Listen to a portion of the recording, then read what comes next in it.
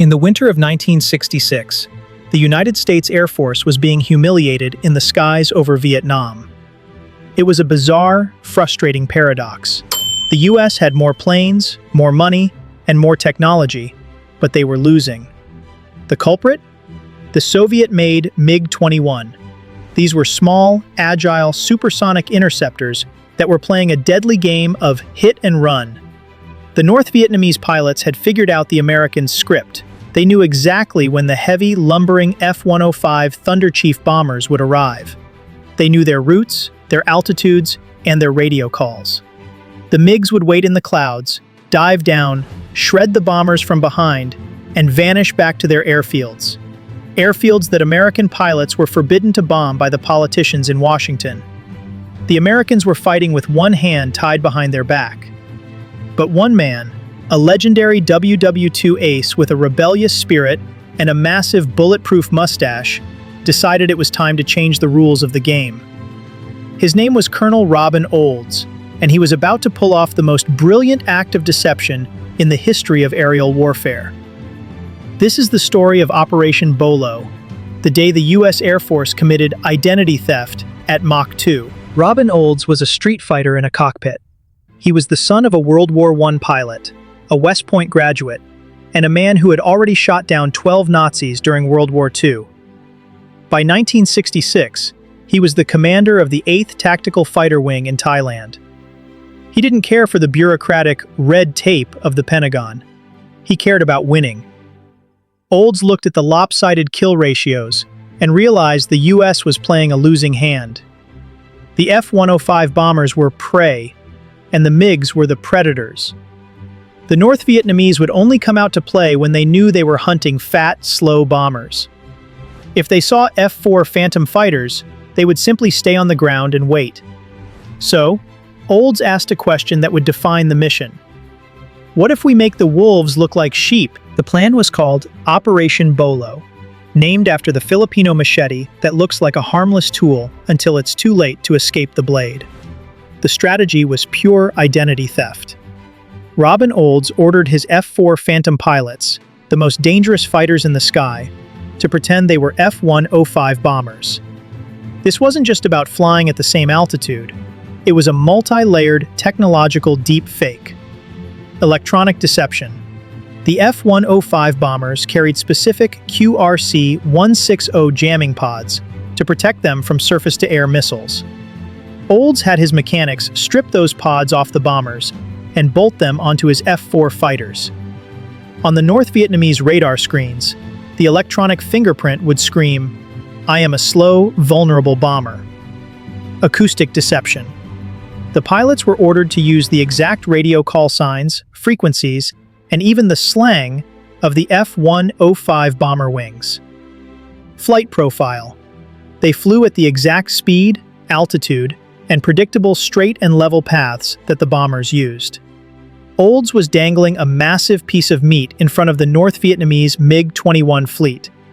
He was betting their lives that the enemy wouldn't be able to tell the difference until the missiles were already in the air. There was one more outlier move in Olds' plan. At the time, the rules of engagement, ROE, were a nightmare for American pilots. They weren't allowed to shoot a plane unless they had visual identification. This meant they had to get dangerously close to the MiGs, losing their technological advantage. To fix this, Olds cleared the sky. He coordinated the mission so that no other US aircraft would be in the area. He told his pilots, "If you see a radar blip that isn't one of us, it's a MiG. Shoot to kill." He had effectively hacked the ROE to give his men the first strike advantage. But there was one more obstacle: the NNSA. The mission needed real-time intelligence from C-130 spy planes, but the NSA, highly secretive and protective of their assets, refused to let their planes fly into the danger zone. Olds and his commanders decided to do the most rebel thing possible. They cut the NSA out of the loop. They redirected the spy planes through unofficial channels, essentially stealing the military's most advanced intelligence assets for their own private trap. The weather was terrible. Thick fog and low clouds covered the North Vietnamese airfields. For a moment, Olds feared the MiGs wouldn't come up at all. But the North Vietnamese radar operators saw exactly what they expected: a large formation of F-105 bombers approaching at 30,000 feet. They saw the electronic jamming signatures. They heard the bomber radio calls. They thought today would be a turkey shoot. They scrambled their entire elite MiG-21 arsenal. As the MiGs punched through the cloud layer, expecting to find fat, defenseless bombers, they were met with a terrifying sight. The bombers suddenly broke formation. They didn't drop their bombs and run. Instead, they accelerated, pulled into vertical climbs, and turned into the MiGs. The North Vietnamese pilots realized too late. The sheep were actually wolves. The dogfight was chaotic and brutal. Robin Olds described the scene as a beehive of silver shapes. One American pilot, Ralph Wetterhahn, locked onto a MiG-21 with an AIM-7 Sparrow missile and watched it disintegrate. Then, Robin Olds himself spotted a MiG sitting right where it shouldn't be, directly in front of him. "He never saw me," Olds later recalled. He launched 2 Sidewinder missiles. One of them tore the MiG's right wing off. In just 12 to 15 minutes of actual combat, the U.S. Air Force shot down 7 MiG-21s. That was 1/3 of the entire North Vietnamese elite fighter force, destroyed in a single afternoon. The U.S. didn't lose a single aircraft. It was a total, crushing victory. The identity theft had worked perfectly. The North Vietnamese were so traumatized by Operation Bolo that they grounded their entire MiG fleet for several months. They couldn't trust their own radar. They couldn't trust their own ears. Every time they saw a bomber on their screen, they had to wonder, is this a target? Or is this Robin Olds waiting to kill me? Operation Bolo proved that technology and numbers don't win wars. Creativity does. Robin Olds didn't ask for a better plane. He used a glitch in the enemy's perception to win. But the story has a final, bittersweet ending. Despite becoming a national hero, Robin Olds was never promoted to general during the war. Why? Because the mustache was a symbol of his defiance against the brass. He was a man who cared more about his pilots' lives than the Pentagon's rules.